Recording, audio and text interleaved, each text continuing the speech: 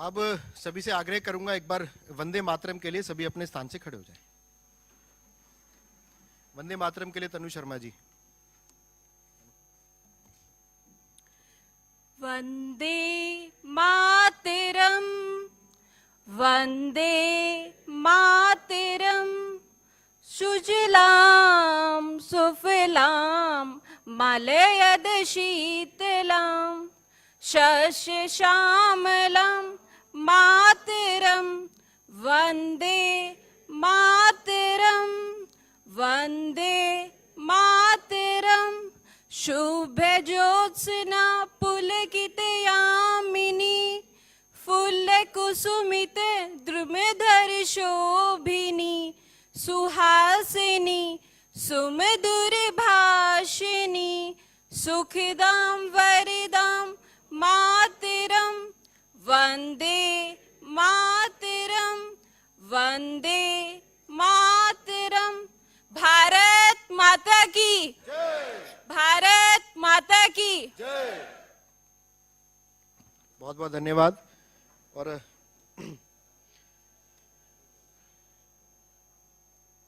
कार्यक्रम के आरंभ में हमारे मुख्य अतिथि जी धर्मेंद्र प्रधान जी, आदेश गुप्ता जी और कुलजीत चहल जी, आपके स्वागत के लिए मैं निवेदन करूंगा। आदरणीय धर्मेंद्र प्रधान जी का स्वागत रोहित जी, खेमचंद जी और स्वयं वासु जी। एक बार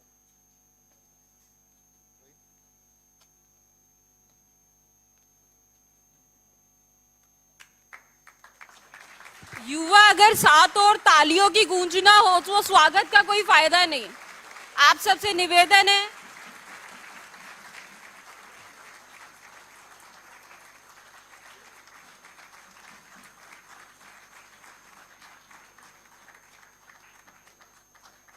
तालियां रुकनी नहीं चाहिए।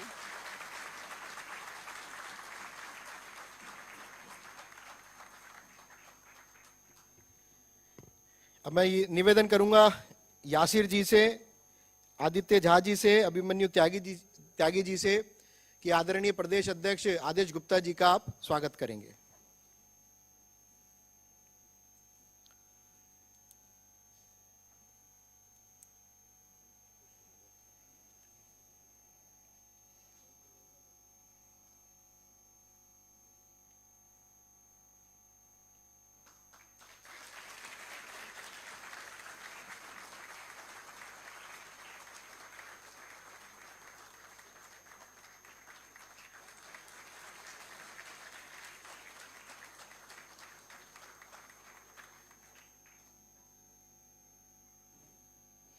अब मैं निवेदन करूंगा तनु शर्मा जी से, राजेश जी से, राजीव भाटी जी से आदरणीय हमारे प्रदेश महामंत्री श्री कुलजीत सिंह चहल जी का स्वागत करेंगे।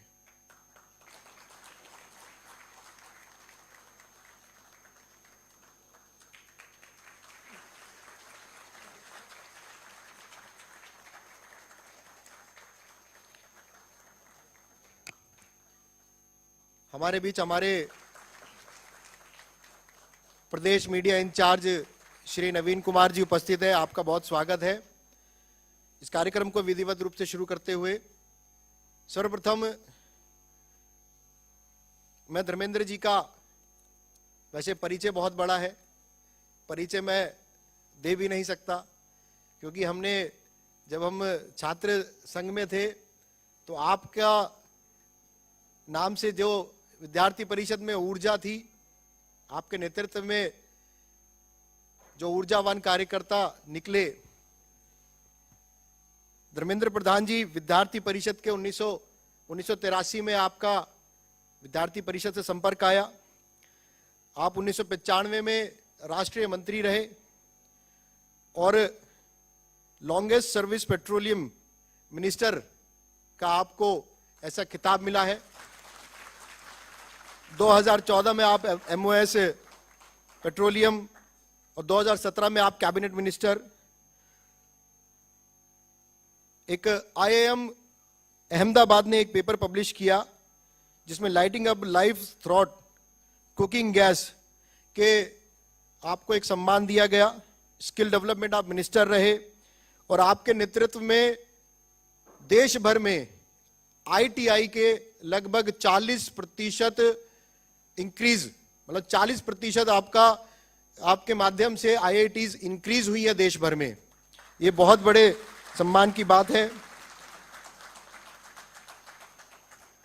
आपको उज्ज्वला मैन के नाम से भी जाना जाता है देश भर में, जो 1 करोड़ परिवारों को, हमारी माताओं को, बहनों को, 1 करोड़ परिवारों को गैस चूल्हा का जो आपने घर घर जाके आपने जो योजना बनाई, और आपकी ऐसी योजना है कि 1 करोड़ परिवारों को और उज्ज्वला योजना से जोड़ेंगे। आप हमारे बीच उपस्थित हैं, ये बहुत युवाओं के लिए आज बहुत गौरव की बात है। आप राष्ट्रीय अध्यक्ष युवा मोर्चा रहे, और मैं इस कड़ी में सर्वप्रथम आदरणीय अपने प्रदेश महामंत्री श्री कुलजीत सिंह चहल जी से निवेदन करूंगा, इस कार्यक्रम में सर्वप्रथम आप अपने युवाओं का मार्गदर्शन करें।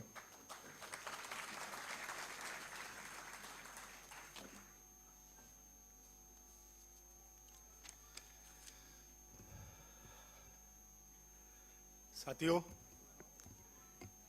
एक बार आज ये देश का युवा और भारत का युवा है, और मंच पर भी जितने लोग बैठे हैं उन्होंने भी अपनी युवा मोर्चा से और विद्यार्थी जीवन से राजनीति की शुरुआत करी है। एक बार दोनों हाथ उठाकर भारत माता की वंदे वंदे वंदे।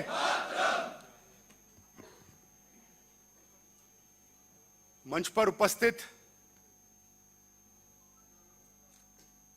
हम जैसे लाखों करोड़ों युवाओं के प्रेरणा स्रोत, छात्र राजनीति से जिन्होंने अपने जीवन की शुरुआत करी,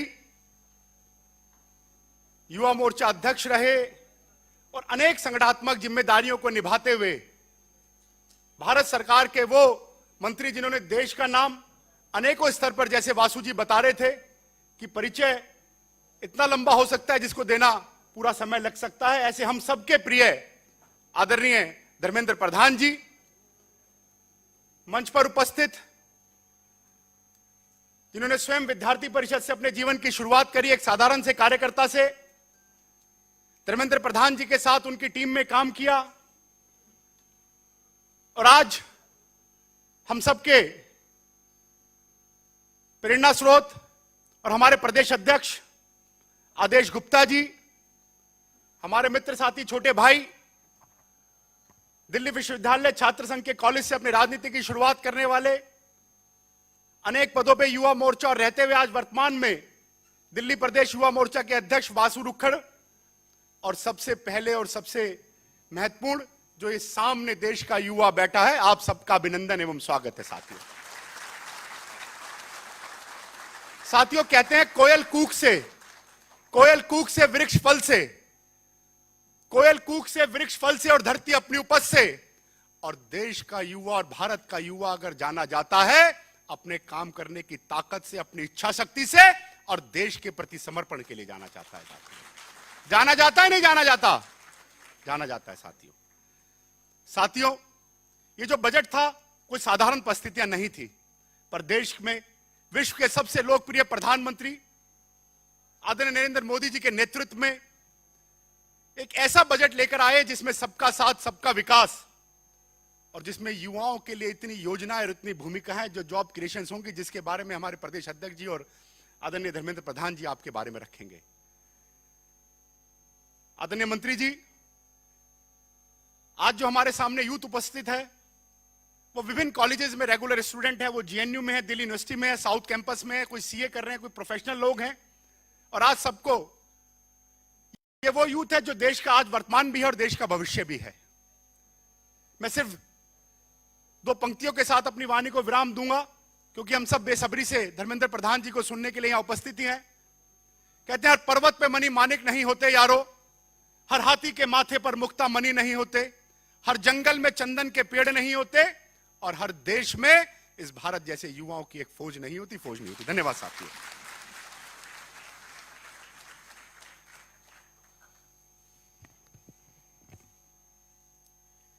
इस कार्यक्रम में हमारे प्रमुखता से मार्गदर्शक, हमारे प्रेरणा स्रोत, इस दिल्ली के ऊर्जावान प्रदेश अध्यक्ष, जो पहले दिल्ली के मेयर भी रह चुके हैं, विद्यार्थी परिषद के पूर्व कार्यकर्ता, भारतीय जनता युवा मोर्चा के पूर्व कार्यकर्ता, ये हमारा बहुत सौभाग्य है कि आज हम इनके नेतृत्व में काम कर रहे हैं। ऐसे आदरणीय श्री आदेश गुप्ता जी से मैं निवेदन करूंगा, हमारे प्रदेश अध्यक्ष जी से निवेदन करूंगा, आप सभी युवाओं का आज मार्गदर्शन करें। एक बार जोरदार तालियों के साथ स्वागत। और भारत माता की।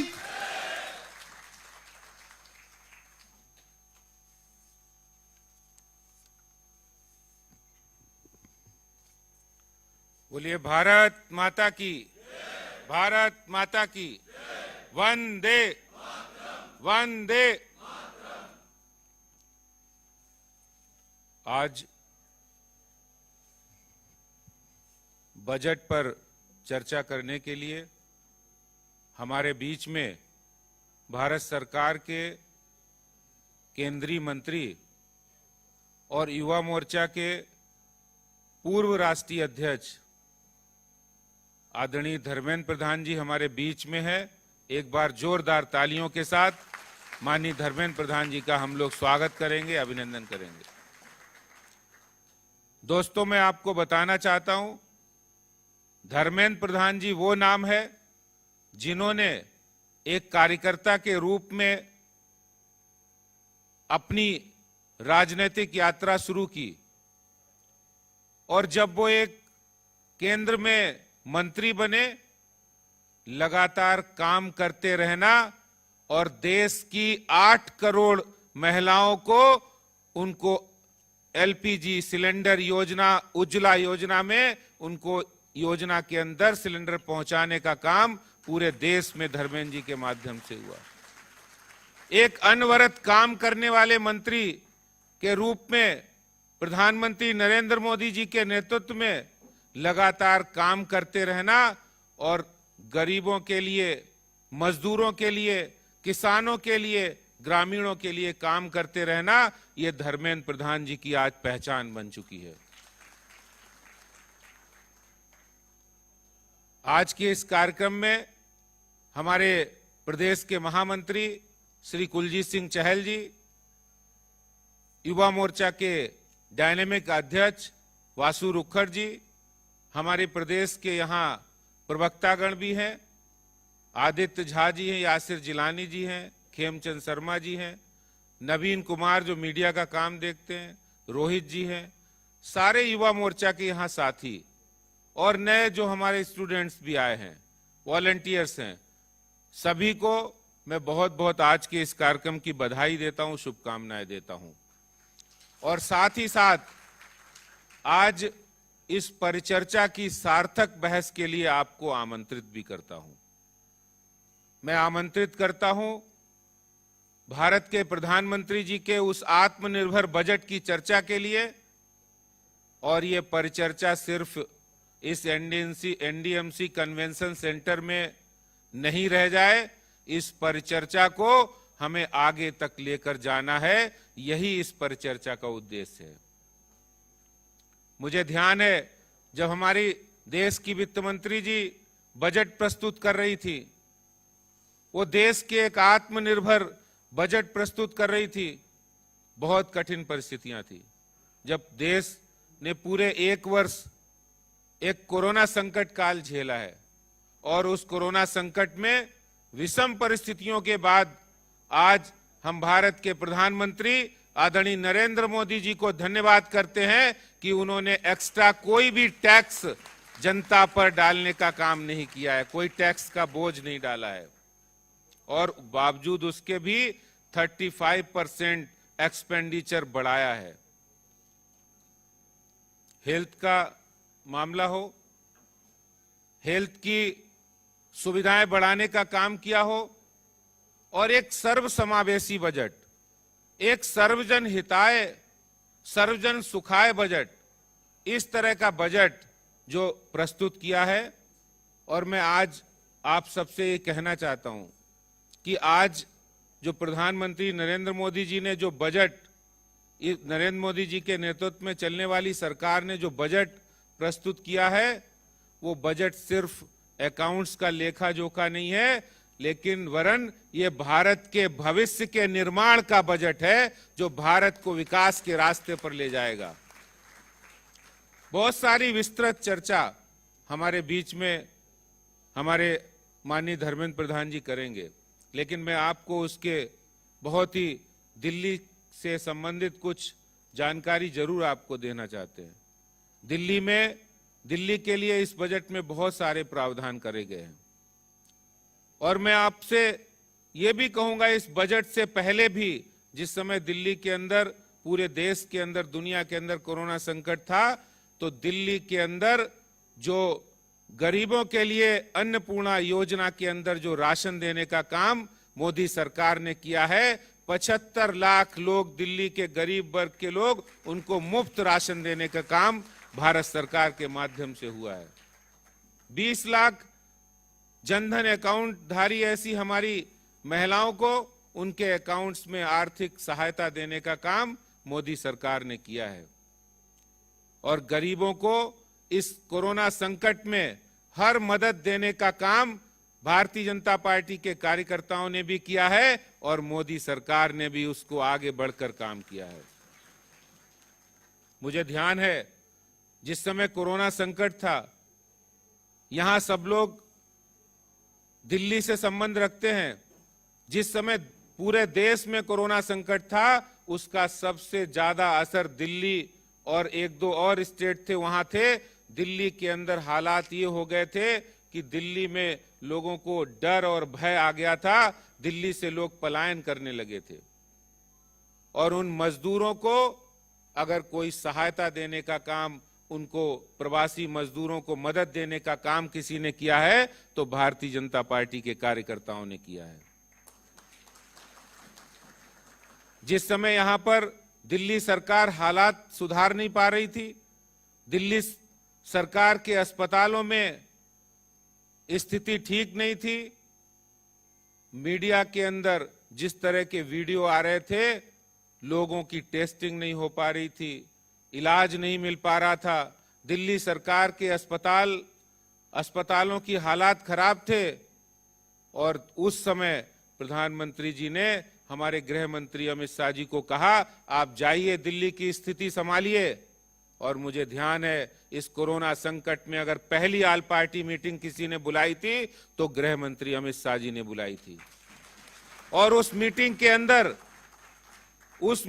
अंदर उन्होंने सख्त निर्देश दिए थे कि जो प्राइवेट हॉस्पिटल जो एक्सटॉर्शन कर रहे हैं मरीजों के साथ, उनका एक्सटॉर्शन बंद होना चाहिए, उनकी फीस को कम किया गया, टेस्टिंग की संख्या बढ़ाई गई, टेस्टिंग के रेट कम किए गए, ट्रेसिंग की संख्या बढ़ाई गई, और कोरोना को नियंत्रित करने का काम केंद्र सरकार के माध्यम से दिल्ली के अंदर 1 महीने के अंदर 10,000 बेड का Sardar Patel Covid care hospital बनाने का काम प्रधानमंत्री जी के नेतृत्व में हुआ है।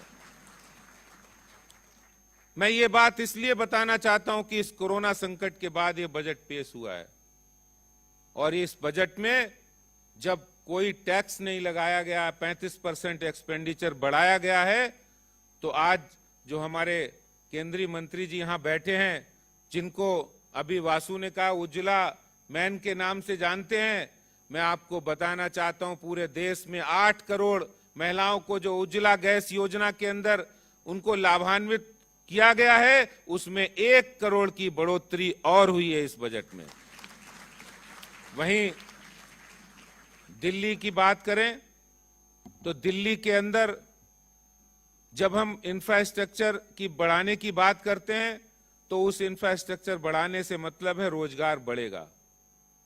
एक ऐसा माना जाता है कि जब किसी भी क्षेत्र के अंदर इंफ्रास्ट्रक्चर बिल्डिंग का काम होता है, तो उसमें 35% एम्प्लॉयमेंट जनरेशन होता है, और उस एम्प्लॉयमेंट जनरेशन का फायदा स्किल्ड अनस्किल्ड सबको मिलता है, यूथ को मिलता है, जो रोजगार में आना चाहते हैं उनको मिलता है।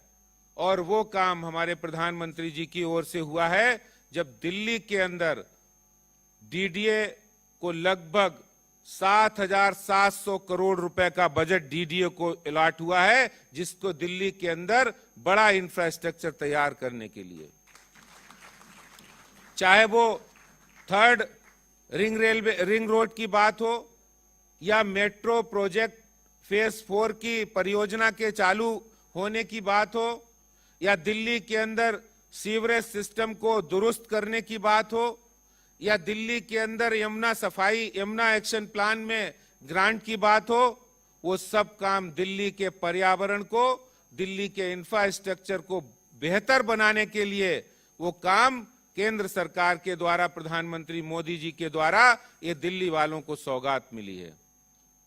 और मैं एक बात और कहना चाहता हूं कि आज हमारी सरकार, जो हमारे प्रधानमंत्री, यशस्वी प्रधानमंत्री आदरणीय नरेंद्र मोदी जी के नेतृत्व में चलने वाली सरकार, उसने लगातार देश के युवाओं को, देश की महिलाओं को, देश के गरीब वर्ग किसानों को, मजदूरों को और इस देश के विकास में भागीदार बनाने के लिए, देश को एक विकसित राष्ट्र बनाने के लिए, उनको मजबूत करने के लिए यह बजट प्रस्तुत किया है, जिसका हम आज युवा मोर्चा की इस समिट से अभिनंदन करते हैं, वंदन करते हैं अपने प्रधानमंत्री जी का। मैंने आपको दिल्ली के लिए बताया, दिल्ली में बदरपुर के अंदर एक इतना बड़ा इको पार्क बनने वाला है, जो विश्व का सबसे बड़ा इको पार्क अगर कहीं बन रहा है तो वो दिल्ली के अंदर बदरपुर में बन रहा है। लगभग 885 एकड़ जमीन पर जो इको पार्क बनने वाला है, इसका second largest eco park America के न्यूयॉर्क में है।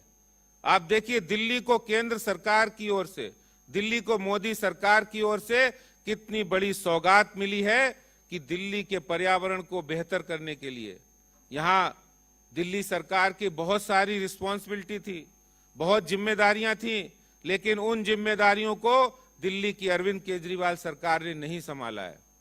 वो चाहे यमुना की सफाई हो या दिल्ली के अंदर पानी की सप्लाई हो या दिल्ली के अंदर पॉल्यूशन कंट्रोल की बात हो। मुझे ध्यान है दिल्ली सरकार ने एक बजट पेश किया था जिसमें 24 योजनाएं उन्होंने दिल्ली के पॉल्यूशन को कंट्रोल करने के लिए दी थी। उसमें 1000 इलेक्ट्रिक बसें दिल्ली वासियों को देने की बात थी, उसके अंदर लास्ट मील कनेक्टिविटी को करने की बात थी, उसके अंदर 6 करोड़ पौधे लगाने की बात थी। उनमें से आज तक वो एक भी योजना का इंप्लीमेंटेशन नहीं हुआ है।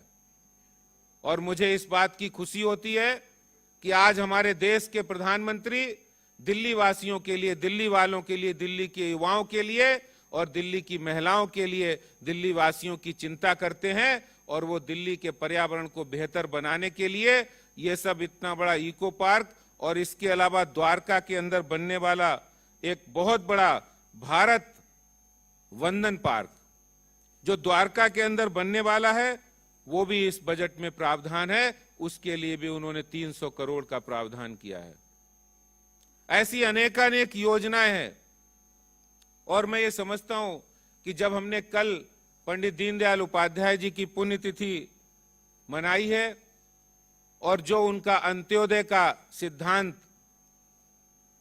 समाज की अंतिम सीढ़ी पर बैठे व्यक्ति का उदय, उनको समाज के अंदर मुख्य धारा में शामिल करना, सशक्त बनाना, और जो सिद्धांत पंडित दीनदयाल जी ने दिया है वो भारत की मिट्टी से निकला, भारत की संस्कृति से निकला हुआ सिद्धांत है। अगर हम कह सकते हैं तो जो हम कल्याण मंत्र का जाप करते हैं, कल्याण मंत्र कहते हैं कि सर्वे भवन्तु सुखिना, सर्वे सन्तु निरामया, सर्वे भद्राणि पश्यन्तु, मां कश्चित् दुख भाग भवेत्। यानी सबका भला करो भगवान, सबका सबविध हो कल्याण। यही कल्याण की भावना अगर कहीं दिखती है तो प्रधानमंत्री नरेंद्र मोदी जी के नेतृत्व में चलने वाली सरकार की नीतियों में, उनके बजट में, और वो भारत को मजबूत करने वाला बजट है जो दिल्ली वासियों के लिए भी बहुत अच्छा है। और आज मैं युवा मोर्चा के कार्यकर्ताओं से कहना चाहता हूं, जो हमारे विश्वविद्यालय के छात्र आए हैं, छात्राएं आए हैं, उनसे कहना चाहता हूं कि ये जो सर्वसमावेशी बजट है, ये युवाओं के लिए, नई नई रास्ते खोजने का, स्टार्टअप करने का, नए विकल्प देने का, रोजगार के जो नीति है कि हम नौकरी नहीं पाके नौकरी देने वाले बनेंगे, ये संकल्प इस बजट के अंदर दिखाया गया है, जो भारत के आने वाले भविष्य के लिए आत्मनिर्भरता की ओर बढ़ने वाला देश बनने वाला है। अगर वो देश आत्मनिर्भर बनेगा तो वो युवाओं के कौशल से और युवाओं के परिश्रम से बनेगा। ये बात आपसे कहना चाहता हूं। मैं आज के इस अवसर पर आप सबको बधाई देना चाहता हूं। हमारी इस तरह की, हमारे बीच में हमारे आदरणीय धर्मेंद्र जी हैं। मैं आप धर्मेंद्र जी से कहना चाहता हूं कि हमने लगभग बजट के ऊपर, चाहे वो महिलाएं हो, चाहे वो युवा हो, चाहे वो वकील हो, इंटेलेक्चुअल हो, किसान हो, सबके बीच जाकर भारत के सरकार के जो बजट प्रस्तुत किया, जो समावेशी बजट है, जो देश को आगे बढ़ाने वाला बजट है, देश को आत्मनिर्भर करने वाला बजट है, इसकी परिचर्चा हम घर घर ले जाएंगे और घर घर जो जन कल्याणकारी नीतियां हैं उनके बारे में बताएंगे।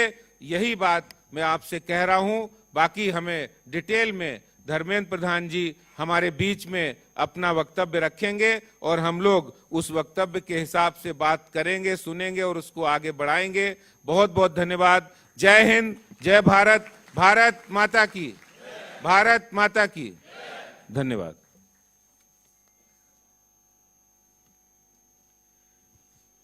धन्यवाद आदरणीय आदेश जी। आपके नेतृत्व में दिल्ली युवा मोर्चा, जो आपने जितनी भी योजनाएं बताई हैं युवाओं को, वो हम घर घर तक ले जाकर रहेंगे और इसके लिए हमने बहुत एक संकल्प लिया है।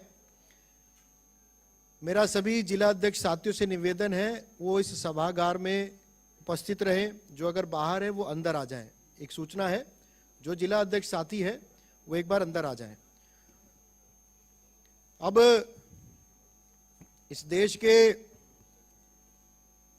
ऊर्जावान केंद्रीय मंत्री जो आज सीधा संवाद के लिए आपके सामने उपस्थित है, मैं ज्यादा समय ना लेकर आपका मार्गदर्शन युवाओं को मिले, जो मोदी जी की आत्मनिर्भर भारत को लेकर योजनाएं हैं आप तक पहुंचे। बजट में युवाओं के लिए क्या क्या योजनाएं हैं, आपको सीधा आपसे इंटरेक्शन का एक कार्यक्रम आज हमने रखा है।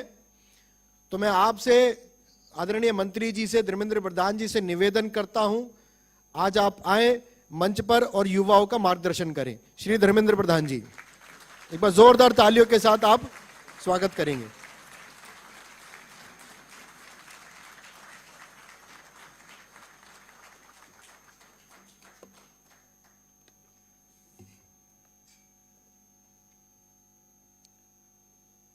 भारतीय जनता पार्टी युवा मोर्चा दिल्ली की ओर से आयोजित इस युवा संवाद कार्यक्रम में उपस्थित दिल्ली के प्रदेश अध्यक्ष, मेरे मित्र आदरणीय आदेश गुप्ता जी, युवा मोर्चा के प्रदेश के अध्यक्ष छोटे भाई बासु रुकड़ जी, मंच पे बैठे प्रदेश के महामंत्री मेरे मित्र कुलदीप चहल जी, इस सभागार में उपस्थित प्रदेश के दूसरे महामंत्री वो मेरे बहुत पुराने मित्र आदित्य झा जी, नवीन जी, युवा मोर्चा राष्ट्रीय इकाई की कार्यकर्ता भाई रोहित चहल जी, और इस कार्यक्रम में उपस्थित विभिन्न महाविद्यालय और विश्वविद्यालय से आए हुए भाइयों और बहनों, युवा मोर्चा के साथी, पत्रकार मित्रगण, मैं सबसे पहले आदेश जी को, बासु जी को धन्यवाद देता हूं। शायद हमारी कार्यकाल में भी पहली बार पार्टी ने ये तय किया बजट को लेके एक समाज के अंदर व्यापक विमर्श हम लोग करें। नहीं तो पिछले दिनों में बजट आने की पहले अखबारों में, टीवी चैनल्स में बजट कैसे होनी चाहिए, बजट में सरकार से अपेक्षा क्या है, इसके बारे में बहुत वितर्क होती है, बहुत परामर्श दिया जाता है। और बजट जब उपस्थापित हो जाती है उसी दिन सेंसेक्स कैसे, स्टॉक एक्सचेंज कैसे रिएक्ट किया, कैसे उसमें उछाल आई या क्या नमी आई। दूसरे दिन एक पाई चार्ट, मैं तो बचपन से उसको देख के आया हूं, जब से अखबार पढ़ता हूं, एक पाई चार्ट निकलती है। पाई चार्ट दो होती है, एक में बजट की आमदनी क्या है, कहां कहां से पैसा आएगा, और बजट में किस किस क्षेत्र में पैसा खर्चा किया जाएगा। ये दो पाई चार्ट निकलती है। फिर और दो कलम निकलती है कि क्या क्या चीज महंगा हुआ, क्या क्या चीज सस्ता हुआ। आप भी पिछले कुछ सालों में अगर बजट को, जो इकोनॉमिक्स के विद्यार्थी हैं या पब्लिक पॉलिसी पॉलिटिक्स की जो विद्यार्थी हैं, उन्होंने इसमें अखबारों में पढ़ते हुए इसको, या टीवी चैनल्स में या सोशल मीडिया की इन्फोग्राफिक आपके सामने से आई होगी। उसके अर्थ यह है कि समाज उसको अपेक्षा रखता है, उसको वितर्क करना चाहता है। और मैं पार्टी की कार्यकर्ता पिछले कई सालों से हूं। हम लोग ये जो मंच पे बैठे हुए सब मेरे मित्र हैं, हम सब बहुत पुराने सहयोगी कार्यकर्ता हैं, इकट्ठा काम किए हैं। तब से हम लोगों की एक मन में रहती थी कि वैचारिक विषयों पे, देश की ज्वलंत विषयों पे राजनीतिक पार्टी को चर्चा करनी चाहिए। प्रजातंत्र में मत भिन्नता हो सकती है, मत अनेक हो सकते हैं, विवाद हो सकती है, लेकिन संवाद होनी चाहिए। देश की एक दूरदृष्टा नेता आज प्रधानमंत्री हैं, जिनकी निर्णय की प्रभाव न केवल देश के अंदर, देश के नागरिकों के लिए, देश की समाज अर्थनीति, इसके लिए आज देश की हमारी लोकप्रिय प्रधानमंत्री नरेंद्र मोदी जी की निर्णय विश्व की गरीबों के लिए आशा की किरण बन चुकी है। मोदी क्या तय कर रहे हैं, विश्व के अनेक देश उसको अपेक्षा कर रहे हैं। और कोई भी सरकार की सबसे प्रमुख दृष्टि दो तीन विषयों से झलक आती है। जब कोई कैलेंडर ईयर शुरू होती है, जब संसद की दोनों सदन पहली बार एक कैलेंडर ईयर में इकट्ठा होते हैं, माननीय राष्ट्रपति जी की एक भाषण होती है, जो इस बार 29 तारीख को हुआ, 29 जनवरी को हुआ। फिर दूसरा महत्वपूर्ण भाषण होती है बजट में वित्त मंत्री जी उस समय की क्या कहते हैं। राष्ट्रपति अभिभाषण में पिछले दिनों की एक ब्यौरा रहता है, हमने कैसे काम किया, जो कहा था वो किया कि नहीं किया। हम अपना बात रखते हैं सरकार की ओर से। वित्त मंत्री जी जब भाषण रखते हैं तब सालाना इस बार योजना क्या किया जाएगा, साल का क्या योजना है, देश की रोजगार के बारे में, देश की विकास के बारे में, देश की सुरक्षा के बारे में। आखिर हमारी यहां एक कहावत है, भूखे पेट में भजन भी नहीं गाए जाते, भगवान भी नहीं सुनते हैं। व्यवस्था चाहिए, लक्ष्मी चाहिए। हमारे तो वित्त मंत्री जी लक्ष्मी ही है। एक लक्ष्मी के रूप में निर्मला जी ने बजट क्या दिया, पिछले 2 साल से लोग उसको दिख रहे हैं। फिर तीसरा अपेक्षा रहती है कि 15 अगस्त को देश की प्रधानमंत्री देश के सामने क्या बात रखते हैं। उसके अर्थ है बीच में नहीं रखते, चतुर नहीं है, रखते हैं। लेकिन देश ये 2-3 भाषणों को, राष्ट्रपति जी के अभिभाषण, वित्त मंत्री जी की बजट की भाषण और 15 अगस्त में प्रधानमंत्री जी के भाषण को सरकार की, देश की और हमारी प्रजातांत्रिक शक्तियों की दिशा क्या है उसमें दर्शाती है। इस बार मैं बधाई देता हूं युवा मोर्चा को और पार्टी को।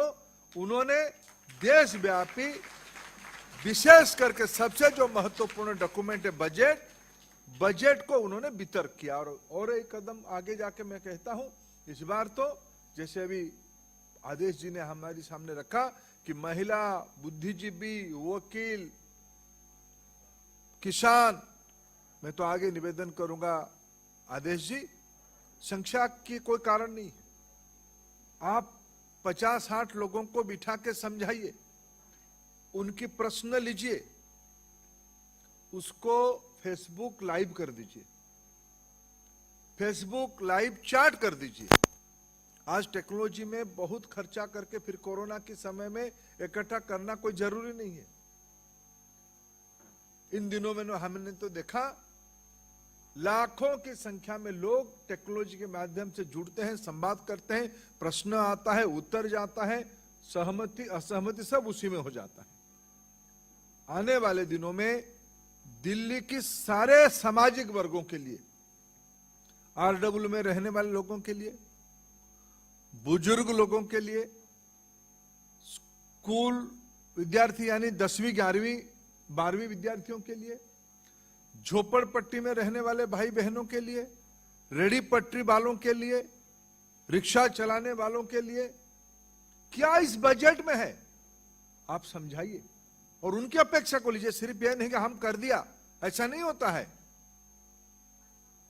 हमें उनकी भी सुननी है। क्या अपेक्षा रही है, क्या होनी चाहिए, क्या अच्छा हुआ, क्या कमी रह गई। इसलिए फिर मैं एक बार आपको बधाई देता हूं इस इनिशिएटिव के लिए। और इस संवाद को आप आने वाले परंपरा हो, फरवरी, मार्च, अप्रैल, ये 3 महीना बजट को लेके एक जनसंपर्क का व्यापक एक कैंपेनिंग हम लोग करें।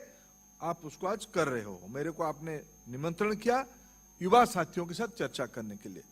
मित्रों, मैं कोशिश करूंगा कम समय में, क्योंकि बजट लगभग वित्त मंत्री जी ने 1 घंटा से ज्यादा समय लेके बजट की इस भाषण को उन्होंने 42 पेज की इस भाषण को उन्होंने हम सभी के सामने रखा है। ये बजट डॉक्यूमेंट को मैं पहले आपको अनुरोध करूंगा, वित्त विभाग की एक वेबसाइट है, उस वेबसाइट में आप लोग जाके, मैंने उसकी लिंक आदेश जी आपको दिया है, www.indiabudget.gov.in में है। ये www.indiabudget.gov.in, इसमें आप लोगों को विश्वविद्यालय महाविद्यालय के विद्यार्थी मित्र लोग हैं, अभी तो आप खुद ही देख सकते हैं, अभी मत देखिए, मैं 2-4 विषय कहूंगा, बाद में देखिएगा, लेकिन इसको आप जरूर पढ़ें, इस विषय को आप एक्सेस करें, और इसमें विंडो है, आप आपका सुझाव भी दे सकते हो। मित्रों, दुनिया एक कठिन काल में चल रहा है। 2020 हम सभी ने साहित्य में, इतिहास में 2 शब्द के बारे में हमने पढ़ाई होगा। कभी कोई रचयिता, कभी कोई कवि या लेखक या कोई औपन्यासिकार जब लिखता होगा, प्रलय की कल्पना किया होगा हम लोगों के सामने, सबने प्रलय के बारे में पढ़ा होगा। प्रलय क्या होता है, तूफान क्या होता है, महामारी क्या होता है, ये सब हमने पढ़ा होगा। प्लेग महामारी था, 1-2 सदी पहले स्वास्थ्य के कारण अनेक लोग मर गए। अभी भी अफ्रीका में ऐसे कुछ विषय हैं, कालाजार है, ऐसे विषयों पे हम लोग बीच बीच में पढ़ते हैं। मलेरिया कभी हमारे देश में, पोलियो कभी हमारे देश में समस्या हुआ करती थी, उसके बारे में हमने पढ़ा होगा। इतिहास में कभी एक विषय पढ़ा होगा, कब इस प्रकार की दुर्घटना हुई थी, इस प्रकार की त्रासदी कब आई होगी। मित्रों, 2020 जैसे बीता, पिछले दिनों में जितना साहित्य हम सभी लोगों ने पढ़ा होगा, या जितना इतिहास को हम सभी लोगों ने अनुध्यान किया होगा, 2020 की वर्णन कभी कहीं नहीं हुई होगी, कि इसके बराबर की तुलना कभी नहीं की होगी। पूरा लगभग एक साल विश्व दहशत में रहे। विश्व में अभी 700 करोड़ लोग रहते हैं। शायद विश्व की एक कोई नागरिक नहीं रहा होगा जो कोरोना की चपेट में प्रत्यक्ष या अप्रत्यक्ष नहीं आया होगा। स्वास्थ्य समस्या, अर्थनीति की समस्या, रोजगार की समस्या, सामाजिक समस्या, हम सभी को कभी इतने समय परिवार के साथ बिताने के लिए मौका नहीं आया होगा। ये सभी के अनुभव है। ये कोई समाधान नहीं हुई होगी। उस समय में हमारी सारे कारनामे हमारी भाई बहन को या मां पिताजी को पता चला होगा। हम तो चाहते हैं कॉलेज में, हम क्या करते हैं उनको क्या पता। कॉलेज के नाम पे, दोस्तों के नाम पे, ट्यूशन के नाम पे, कोचिंग के नाम पे हम क्या करते हैं उनको क्या पता, लेकिन अब सब पता हुई होगी। इस प्रकार की अनुभव किसी को कभी नहीं हुई थी। जब दुनिया इस प्रकार की चुनौती भरा समय में रहा, हमारी देश कैसे रहा? लॉकडाउन, शटडाउन, कर्फ्यू, जनता कर्फ्यू, अर्थनीति पटरी से उतर गई, ग्रोथ रुक गई, माइनस ग्रोथ हो गई। उस समय में बजट लाना, उस समय में बजट लाना प्रधानमंत्री जी को और निर्मला दीदी को क्या चुनौती नहीं रही होगी, आप थोड़ा कल्पना करिए। आमदनी कम, खर्चे की अपेक्षा ज्यादा, चिकित्सा करने के बारे में खर्चा करना। अभी आदेश जी हिसाब दिए कि दिल्ली की 75 लाख लोगों को सुविधा उपलब्ध करवाया गया। अगर मैं देश की आंकड़ा आपके सामने उस विषय पे रखूं, ये 80 करोड़ हैं। देश की 1/2 लोग, 130 करोड़ लोग हैं। उनमें से अगर 80 करोड़ लोगों को प्रधानमंत्री गरीब कल्याण योजना में हम खाद्यान्न पहुंचाए, बैंक खाते में पैसा पहुंचाए, सिलेंडर पहुंचाए, पीपी किट, मास्क ये सब उपलब्ध कराएं, तो कल्पना करिए सरकार अपने खर्चे से 2/3 लोगों की जिम्मेवारी संभाली 8 महीने।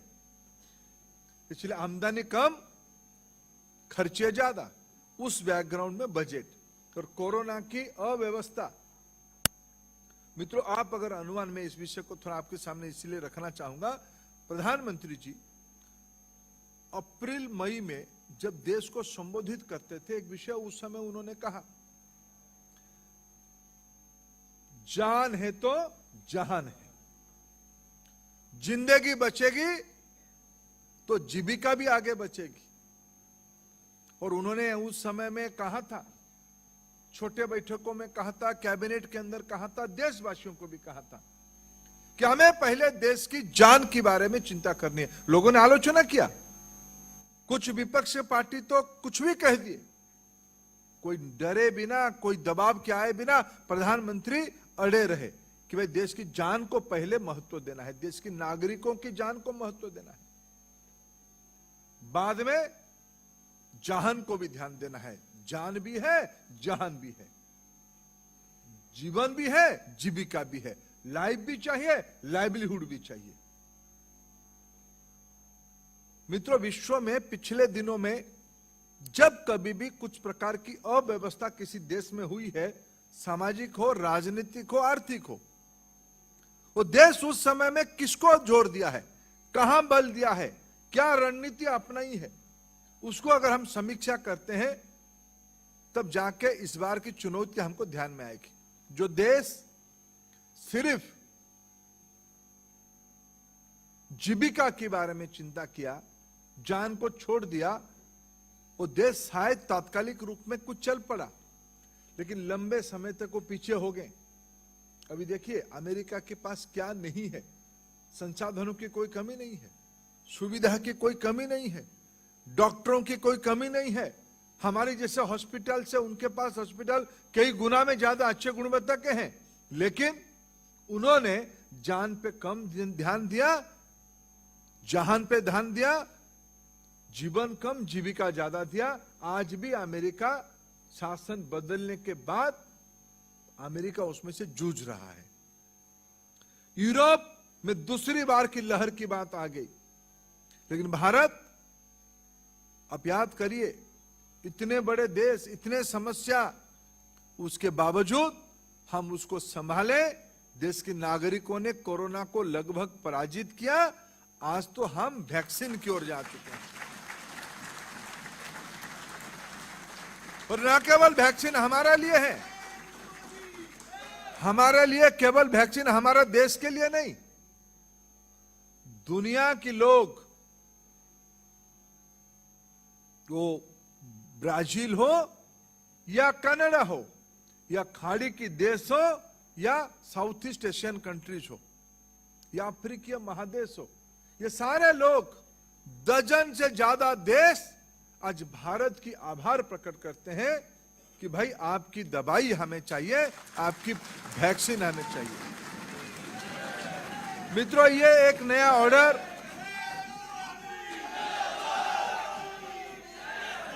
कोरोना ने विश्व में एक नया ऑर्डर लाया है, नई पद्धति लाई है। उस समय में हमारी बजट की डॉक्यूमेंट और महत्व हो जाती है।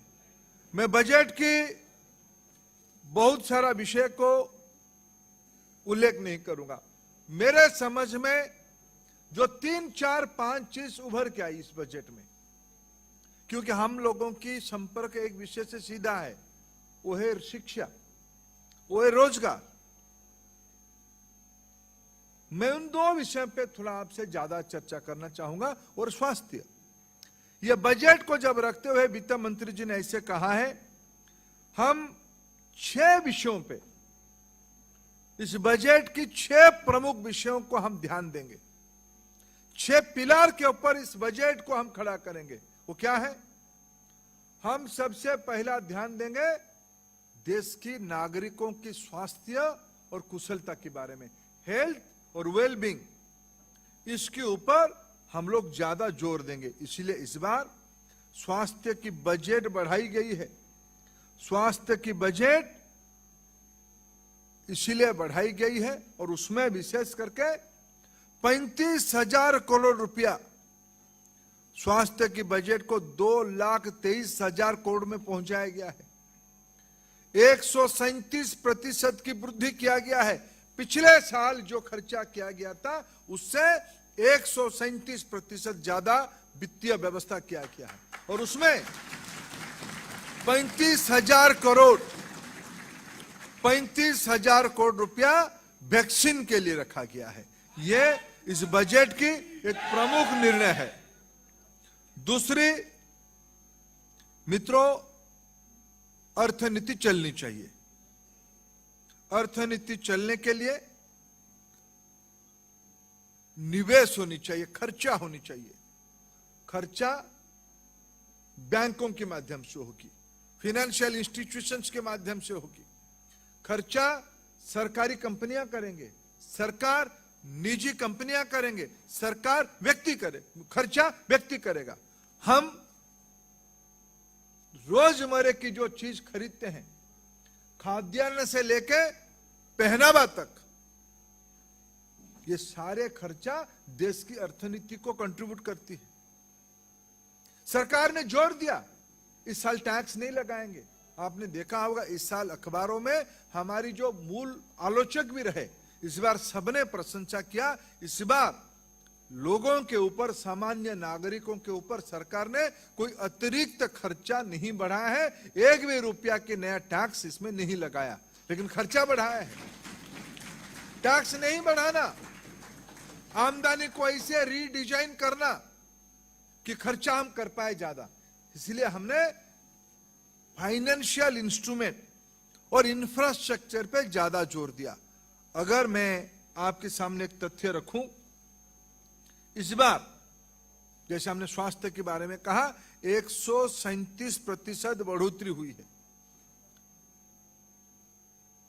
इंफ्रास्ट्रक्चर में हमने टैक्स नहीं बढ़ाया, बैंकों को ज्यादा पैसा दिया ऋण देने के लिए, किसानों की ऋण ज्यादा मिले, 15 लाख करोड़ रुपया किसानों को ऋण देने के लिए कम ब्याज पे, शून्य बराबर की ब्याज पे ऋण देने के लिए सरकार ने व्यवस्था किया। उसके अलावा रेलवे, रोड, एयरपोर्ट्स यही बनेंगे तो कामकाज भी बढ़ेगा, रोजगार भी बढ़ेगा, सामान्य लोगों की जेब में पैसा जाएगा, तभी तो जाके वो बेटी की शादी की प्लान करेगा। बेटी की शादी की प्लान करेगा तो करोल बाग में कहीं ना कहीं शॉपिंग करने के लिए आएगा, तो हमारी दुकानों में पैसा आ जाएगी, तो हमारी माँ पिताजी हमको पॉकेट मनी दे पाएंगे। ये पूरा सर्कुलर इकोनॉमी है, यही सर्कुलर इकोनॉमी है। यही बड़े बड़े विशेषज्ञों ने उसको सरल भाषा में कहा है। और इसके लिए इस बार सरकार, फिर मैं कहूं, जेब में पैसा कम, खर्चा हमने बढ़ाया है। हमने पिछले बार 4,39,000 करोड़ रुपया खर्चा किया था इंफ्रास्ट्रक्चर में, 4,39,000 करोड़ रुपया। इस बार इसको हमने बढ़ा के 5,54,000 करोड़ रुपया किया, लगभग 34% ग्रोथ किया। उसके कारण देश में रोजगार बढ़ेंगे, उसके कारण देश में एम्प्लॉयमेंट अपॉर्चुनिटी बढ़ेगी। हम लोगों ने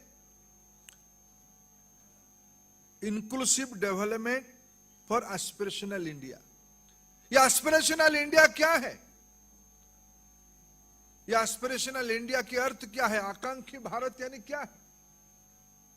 मित्रों, भारत में तेजी से लोगों की क्रय शक्ति बढ़ रही है।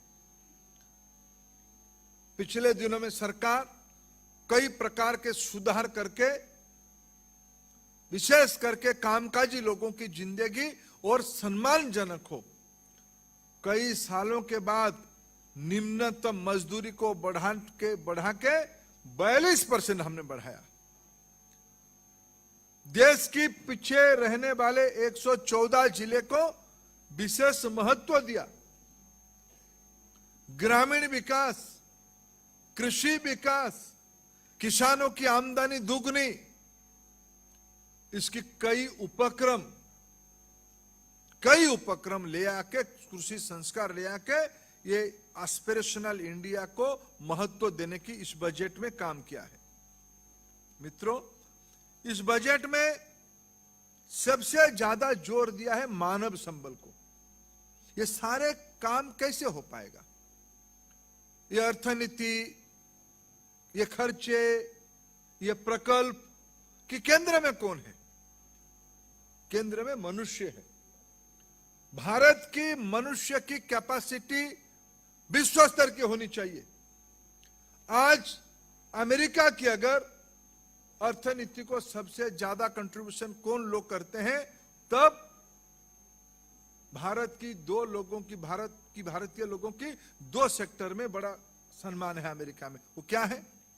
कि केवल अमेरिका नहीं, विश्व के अनेक डेवलप्ड कंट्रीज में यही स्थिति है। मैं अमेरिका के नाम लिया इसलिए, अमेरिका की जो सर्विस इंडस्ट्री है, आईटी हो, फाइनेंशियल सर्विस हो, लीगल सर्विस हो, ये सर्विस इंडस्ट्री में सबसे ज्यादा गुणवत्ता वाले लोग कहां से हैं? तो भारत से हैं। अगर अमेरिका की मेडिकल फैसिलिटी में, हेल्थ केयर सिस्टम में सबसे ज्यादा प्रभावशाली लोग कौन है? भारतीय डॉक्टर्स हैं। यह मित्र तब बनेगा जब हमारी मानव संबल मजबूत होगा। सिर्फ बड़े बड़े व्हाइट कॉलर जॉब के लिए नहीं, क्वालिटी ऑफ लाइफ के लिए स्किल मैन पावर की चाहिए। मित्रों, पहली बार भारत में 34 साल के बाद नई शिक्षा नीति लाई गई है, न्यू एजुकेशन पॉलिसी लाई गई है।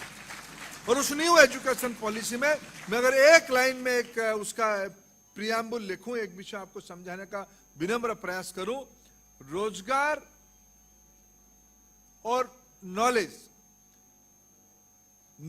और एम्प्लॉयबिलिटी, ये दोनों को, स्किल और एजुकेशन दोनों को इकट्ठा करके पढ़ाना, यह नई एजुकेशन पॉलिसी की विशेषता है। इसको इस बजट में जोर दिया है। Innovation and R&D। आखिर यूरोप की कुछ छोटे देशों को अगर हम लोग समीक्षा करते हैं, जो स्कैंडिनेवियन कंट्री करके एक का शब्द हम लोग कभी कभी पढ़ते हैं, सुनते हैं, किसी ने उसमें और ज्यादा विशेष ज्ञान भी लिया होगा आप में से, वो क्या है? ये घड़ी, विशेष घड़ी दुनिया की कौन सी देश में बनती है? जो अच्छे क्वालिटी की घड़ी विश्व में कहा? स्विस कहा जाता है ना। उस स्विट्जरलैंड में, स्विस में आधे दिन ठंडे में लोग अंदर रहते हैं, आधे दिन बाहर घुमा पाते हैं। ऐसे सारे नेचुरल डिसएडवांटेज वाले कंट्री में ये टेक्नोलॉजी कहां से आती है? उन्होंने जोर दिया कि हमारे पास कई सीमाएं हैं, अगर उस सीमाओं को हमको आगे तोड़ के जाना है, आगे जाना है, तब हमको नॉलेज पे जोर देना है, टेक्नोलॉजी पे जोर देना है। कोई भी अर्थनीति तब मजबूत होगा जब उस देश के नौजवान टेक्नोलॉजी पे, इनोवेशन पे जोर देगा। मित्रों, भारत में पहली बार प्रधानमंत्री जी ने महत्व दिया इनोवेशन एंड टेक्नोलॉजी को। पिछले दिनों में नहीं हो रहा था, ये मेरा कहना नहीं है, लेकिन जोर नहीं था। 50,000 करोड़ रुपया की वित्तीय प्रबंधन इस बजट में किया गया है रिसर्च एंड डेवलपमेंट के लिए, इनोवेशन और नए टेक्नोलॉजी के लिए। यह युवाओं की अपेक्षा की विषय है। स्कॉलरशिप बढ़ेंगे, रिसर्च प्रोजेक्ट बढ़ेंगे, उसके कारण हमारी देश में इंडिजिनस टेक्नोलॉजी आएगी। इसके कारण देश के नौजवानों को अपनी गुणवत्ता किसी की जागीर नहीं है। अभी अभी प्रधानमंत्री जी ने एक सभा में संबोधित करते हुए कहा है कि हम तो चाहते हैं ये इंजीनियरिंग और मेडिकल पढ़ाई भी आज इंग्लिश में होते हैं। मेडिकल और इंजीनियरिंग की पढ़ाई आने वाले दिनों में भारत की प्रांतीय भाषा में भी हो। क्या पंजाबी भाषा में चिकित्सा की पाठ्यक्रम नहीं बन सकते हैं क्या? अगर इतिहास की अनुवाद होके बन सकता है, इतिहास बन सकता है, क्या यह इंजीनियरिंग और हमारे वहां जो पुराने, मैं आपको एक बात कहूं, भारत में अनेक प्राचीन मंदिर है। मैं जिस प्रांत से आता हूं, उत्कल, उड़ीसा, उस प्रांत में हजारों साल पहले की मंदिर है। उस समय में क्या उस मंदिर को बनाने वाले जो लोग थे, कारीगर थे, क्या वो आर्किटेक्ट या स्ट्रक्चरल इंजीनियरिंग आज जैसे इंग्लिश कोर्स में पढ़े होंगे क्या? क्या वो स्ट्रक्चर बिना कोई आर्किटेक्ट और इंजीनियरिंग डिजाइन के बने होंगे क्या? नहीं बने होंगे। तो क्या भाषा में पढ़े होंगे? कोई स्थानीय भाषा में तो विद्या होगा, उसको पढ़े होंगे। सारे भारतीय भाषा में जो मूल ज्ञान है उसको पढ़ाने की व्यवस्था इस बजट में किया गया है। बजट को हम लोगों ने इनोवेशन एंड टेक्नोलॉजी के साथ इसीलिए जोड़ा, उसको बहुआयामी किया। और एक विषय पे इस बजट में ध्यान दिया गया है, वह है मिनिमम गवर्नमेंट मैक्सिमम गवर्नेंस। उसकी अर्थ क्या है? मिनिमम गवर्नमेंट मैक्सिमम गवर्नेंस की अर्थ यह है कि भाई सरकार आखिर क्या क्या करेगी। सरकार, मैं आपको 2-3 चीजों को उदाहरण देना चाहता हूं। मैं 3 कंपनियों के नाम लूंगा। मैं कोई किसी कंपनी के पक्ष में नहीं कहूंगा, किसी कंपनी की विपक्ष में नहीं कहूंगा। BSNL की कितने इस हॉल में युवा साथी BSNL की सिम कार्ड अपनी फोन पे रखे हैं? थोड़ा हाथ उठाइए। BSNL की एक मैं देख पा रहा हूं। BSNL, हाँ। एयरटेल एक साइजेबल संख्या में रखिए। वोडाफोन उतना ही संख्या में। जियो सबसे ज्यादा देते। अच्छा, अभी Air India, IndiGo, SpiceJet, इन तीनों के अंदर सबसे सस्ता टिकट किसकी है? यही 2 विषय पे नया भारत दिखती है। एयर इंडिया और बीएसएनएल दोनों ने आजादी के उपरांत भारत में ढांचा खड़ा करने के लिए गजब का काम किया, गजब का काम किया। अगर एयर इंडिया और बीएसएनएल काम नहीं करते तो भारत में शायद संचार और विमान सेवा यह ढांचा नहीं बनता। लेकिन क्या मित्रों, आपको एम्स चाहिए या गंगाराम चाहिए? एम्स सरकार की है, गंगाराम प्राइवेट की। सरकार की पैसा, दो उदाहरण मैंने आपको दिया, बजट में उसकी रिफ्लेक्शन है, मैं उसी में मेरे बात को अंत करूंगा। बजट के साथ ये दो उदाहरण का संपर्क किया है, उसी में मिनिमम गवर्नमेंट मैक्सिमम गवर्नेंस है। सरकार को कहां पैसा खर्चा करनी चाहिए? आज भारत की कंपनी इंडिगो है, भारत की कंपनी एयरटेल जियो है, बीएसएनएल अच्छा काम किया, अभी भी उनकी कुछ स्पेसिफिक स्ट्रैटेजिक रोल है, वो रहेगा। लेकिन निजी क्षेत्र की निवेश आया तो नागरिकों को ज्यादा सुविधा मिला, इसलिए आप लोग जो ज्यादा सुविधा देगा आप उसी का लेंगे। अच्छा जियो देता है तो उसको लेंगे, उससे और अच्छा एयरटेल देगा तो उसका लेंगे, उससे और अच्छा वोडाफोन देगा तो उसका लेंगे। कंज्यूमर ही मालिक है ना। इसलिए सरकार की पैसा ऐसे कामों में नहीं लगनी चाहिए। सरकार ऐसे कामों में खुद को सीमित करनी चाहिए। सरकार एम्स जैसे हॉस्पिटल क्यों बनानी चाहिए? अच्छे डॉक्टर से गुणवत्ता की चिकित्सा है, सामान्य लोग उसको पहुंच पाएंगे, गंगाराम में नहीं पहुंच पाएंगे। जिनकी जेब में पैसा है वो गंगाराम जाए, उसकी कोई आपत्ति नहीं है। सरकार की क्या रोल है? सरकार की यह रोल है कि सामान्य लोगों को विश्व स्तर की सुविधा उपलब्ध कराना, यह नीति है। इसीलिए इस बार बजट में प्रधानमंत्री जी और वित्त मंत्री जी ने योजना ऐसे ही बनाई है। यह जो 6 क्षेत्र के बारे में हमने उल्लेख किया कि 6 क्षेत्र की मोटा मोटी रणनीति, मैं इसलिए पहले कहा कि बजट स्पीच को आप पढ़ेंगे तो डिटेलिंग आपको कई विषय पे, माइग्रेंट लेबर के बारे में क्या कहा गया है, आपकी अफोर्डेबल हाउसिंग के बारे में क्या कहा गया है, आपके बारे में इंश्योरेंस के बारे में क्या क्या है, बैंकों के बारे में क्या कहा गया है, पावर इंफ्रास्ट्रक्चर की रिफॉर्म कैसे हुए, एनर्जी के बारे में क्या, रेलवे में क्या कहा गया है, ये डिटेलिंग है। लेकिन मैं इस सरकार की बजट की 6 मूल मंत्र आपके सामने रखा, जिसमें हमको एक दिशा मिलती है। सरकार की अर्थनीति कैसे होगी? अगर सरकार किसके लिए है? सरकार क्या चंद लोगों की है?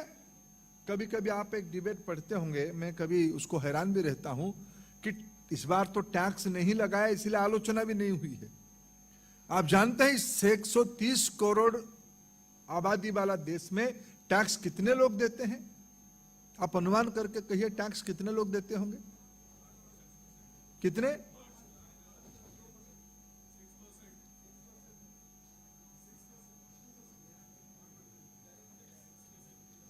हाँ, डायरेक्ट टैक्स ही कह रहा हूं। 130 करोड़ की 6 करोड़ 6% होती है, उससे कम होते हैं, उससे कम होते हैं। 130 करोड़ लोग टैक्स इस बार बढ़ते हुए प्रधानमंत्री जी ने टैक्स दाताओं को महत्व दिया, ईमानदार टैक्स दाताओं को और महत्व दिया। 3-3.5 करोड़ से बढ़ के अभी मोदी जी के राज में 6 करोड़ तक पहुंचा। लेकिन उसके बाद ये तो 5% की है ना, 5-6% की टैक्स, इन्हें बाकी देश बाकी 95% लोगों के लिए है। दिल्ली की रेडी में रहने वाला लोग, झोपड़पट्टी में रहने वाले लोगों को भी इतने अधिकार है जितने महामहिम राष्ट्रपति जी की हैं। देश के सबसे बड़ा घर में वही रहते हैं, उनके भी अधिकार है। लेकिन दिल्ली के अंदर झोपड़पट्टी में रहने वाले लोगों को भी इतनी अपेक्षा, अधिकार सरकार से, यही प्रजातंत्र है। पहली बार मोदी जी ने इसकी एक संतुलन किया। इसी को आगे ले जाने के लिए इसको आगे ले जाने के लिए उन्होंने कहा आत्मनिर्भर भारत बनाएंगे। बजट की मूल आउटकम क्या कहा? आत्मनिर्भरता बनाना, वोकल फॉर लोकल होना। उन्होंने कहा, मैं आपको उनकी बातों को दोहराता हूं। कल दीनदयाल उपाध्याय जी की बलिदान दिवस था, समर्पण दिवस था हम सभी के लिए। कल दीनदयाल जी की हत्या हुई थी दशकों पहले। कल उनकी बलिदान दिवस पे प्रधानमंत्री जी ने फिर दोहराया, पहले भी कहा है। आप सब लोग, मैं आप सबको निवेदन करता हूं, आज शाम को जाके एक विषय को घर में रखना, वो बजट के साथ संपर्क है। ऐसे एक नोटबुक लेना, खाता बही करना, और उसमें घर में सारे सदस्यों की प्रतिदिन लगने वाले आवश्यक चीजों को लिखना। उठते हैं तो दांत मंजन करते हैं, ब्रश किसका है, टूथपेस्ट किसका है, से लेकर रात सोने तक जो क्रीम हम लगाते हैं रात को सोते सोते, उस तक दिन भर में सारा उपयोग की व्यवस्था सारे को लिखना। अगर उसी की हम जितना ज्यादा भारतीय कंपनियों से उत्पादित चीजों को खरीदे, उतने गरीबों के घर में रोजगार जाएगा। इसी बजट में उसी का एक प्रेरणा है। मित्रों, मैं मेरे बात को इसी विषय पे विराम देता हूं। 60 की दशक में देश को एक चुनौती आई थी, विदेशियों ने आक्रमण किया भारत को। देश की प्रधानमंत्री उन दिनों में लाल बहादुर शास्त्री होते थे। उन्होंने शत्रु को पराजित करवाया। उस समय में देश की उत्पादन कम होती थी, खाद्यान्न का अभाव था। हम अमेरिका जैसे देश से सड़ी हुई गहम खरीदना पड़ता था हमको, PL 420। ये गेहूं हम लोग अमेरिका से सड़े हुए गेहूं हम खरीदते थे।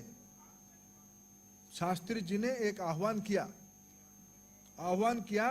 कि देश के नागरिक, देश में खाद्यान्न के अभाव है, युद्ध चल रहा है, आप एक वक्त की खाना छोड़ दो, सोमवार की शाम को खाना छोड़ दो। देश की जनता ने शास्त्री जी को मानते हुए देश के लिए एक वक्त की खाना छोड़ दिया, उपवास रखा। और देश के किसानों ने उस चुनौती को स्वीकार करके आज हमारे देश में तो इतना अन्न की भंडार भरा पड़ा है। मोदी जी ने 80 करोड़ लोगों को 8 महीने तक मुफ्त में खाद्यान्न देने के बाद देश आराम से चल रहा है। इतने खाद्यान्न हमारे देश में। मित्रों, आज ऐसे ही इस बजट में प्रधानमंत्री जी ने पिछले दिनों में 27 लाख करोड़ रुपया खर्चा किया गया है। हमारी जीडीपी की लगभग 13%, 13% of our GDP, 27 lakh crore रुपया खर्चा करके आत्मनिर्भर भारत बनाने के लिए योजना बनाई है। वो बजट से संपर्कित है। और यह आत्मनिर्भर भारत केवल 130 करोड़ लोगों के कल्याण के लिए नहीं। अगर भारत में सस्ता दवाई मिलती है तो कोरोना में ध्यान में आया, विश्व अमेरिका जैसे देश हमारी सस्ते दवाई को निर्भर किए। अगर भारत में सस्ते वैक्सीन बनती है तो ना केवल भारत, विश्व के लोग उस वैक्सीन को अपेक्षा करते हैं। आत्मनिर्भर भारत यानी संपूर्ण विश्व, इसी के नाम है वसुधैव कुटुंबकम, विश्व मेरा परिवार है। यही कल्पना में भारत की बजट इस बार बनी है। मैं चाहता हूं युवा मोर्चा जो नौजवानों की रोजगार बारे में चिंता करती है, देश की अर्थनीति से सबसे ज्यादा प्रभावित होती है, देश की शिक्षा नीति जिसको प्रभावित करता है, ऐसे युवा वर्ग भारत में ये नया ऑर्डर के ऊपर, न्यू ऑर्डर जो भारत में निकला कोरोना उपरांत, भारत विश्व की अव्वल नंबर की देश होना तय है। हम लोग उसकी गिलहरी बने। हम लोग थोड़ा थोड़ा सेतुबंध तो निर्माण शुरू हो गया है, देश के नागरिक उसकी काम में लग गए हैं, लेकिन युवा शक्ति उसमें थोड़ा थोड़ा बालू झाड़ के गिलहरी की भूमिका निभाए। युवा मोर्चा को अनेक अनेक धन्यवाद। भारत माता की जय।